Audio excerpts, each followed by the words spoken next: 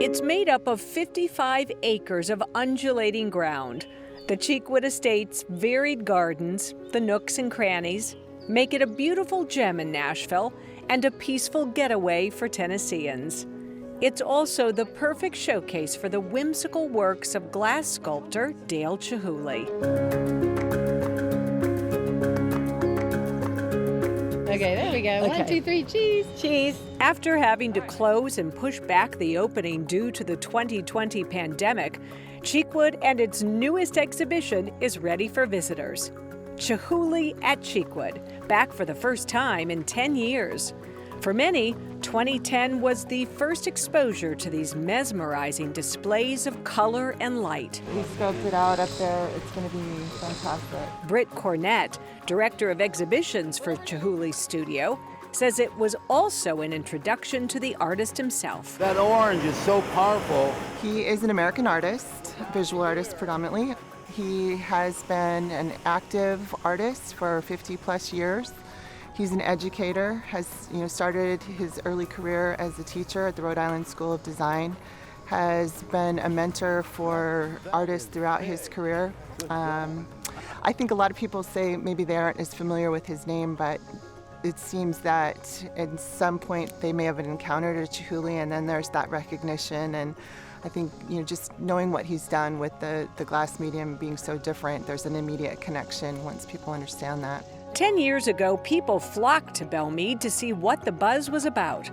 It was a watershed moment for Cheekwood, according to President and CEO Jane McLeod, with record turnout and memberships. In 2010, when the institution saw that incredible public response, it set out to write a bold new strategic plan that was really focused on bringing more attention to the gardens, realizing that our niche in the arts world was really outdoor contemporary sculpture, and at the same time also realizing that we needed to bring the historic origins of Cheekwood more to the forefront of the visitor experience. McLeod hopes visitors flock here again. It will be a different experience this time, celebrating Cheekwood's 60th anniversary. With 15 stunning major installations outside and 45 pedestal works inside the mansion, 2 outdoor sculptures were designed specifically for Cheekwood. 2 were chosen for display on the newly renovated Carroll Trail. The hand-blown glass and color takes your breath away. There's a famous quote that he never met a color he didn't like, and I would say that's probably true. He seems to gravitate often to oranges and bright chartreuses, but he really is interested in all color. Pieces such as the spiky sapphire star and the scarlet and yellow icicle tower, which is 34 feet tall and made with nearly 2,000 pieces of glass, were crafted in Chihuly's Seattle studio. One of the pieces designed for this exhibit, the gilded yellow and plum tower, is a gorgeous tangle of glass that twists and turns over and over. The pieces aren't exact. So, in other words, this tower was built full scale in the studio, but it wasn't numbered. There's a little bit of an organic process to how the piece is built. It has the same character. It's virtually the same as it was in shape and form, but there may be a little bit of variance in how things have to be adjusted on site. The process of how this is all put together is fascinating. It took 6 semi-trucks full of boxes of individual pieces to travel from Seattle to Nashville, and then a team of people putting together each installation piece by piece over a period of about 2 weeks. This particular installation is of the exhibit called Fiore Boat. The team puts on waders and gets wet to put it together. Leading up into Chihuly over Venice, he took the team to different facilities around the world, one being in Nutjärvi, Finland. Dale was taking glass and throwing it into the nearby river that runs through the village.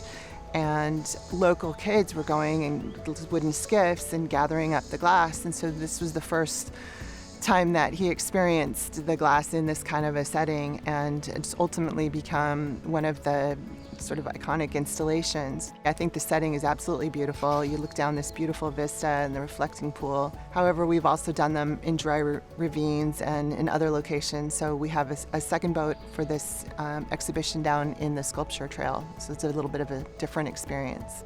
Though the team does pack extra pieces for each glass sculpture, they don't get used that often. It's surprisingly hardy. It's a fragile material, but we really don't have a lot of breakage through the process. From now until early January, you can experience Chihuly at Cheekwood a couple of ways, thanks in part to COVID. You can choose to walk the gardens only, or both the gardens and the mansion, depending on your comfort level. We are taking every safety precaution, including requiring advance ticketing, so that we can control the numbers and make sure that we are allowing plenty of space for social distancing, and we will just be following the guidelines from Davidson County and CDC as far as how many people, we are able to access. We are offering time slots starting from the very beginning of the day through the end, so we will be spreading out that visitation. Visit during the day and witness the sculptures reflecting the sun. Or come at night when the sculptures will be illuminated. They are two completely different experiences. So I might recommend coming around 5, bringing a picnic, and then wait for dusk and see the sunset and see the works at night. That way you get to do it all in one visit. Or come back multiple times. Part of our mission is nurturing the spirit. It always has been. And beauty has a way of doing that. And I really feel that Cheekwood has an incredible opportunity to help our community heal and help our community find joy and escape, if even for just a little while.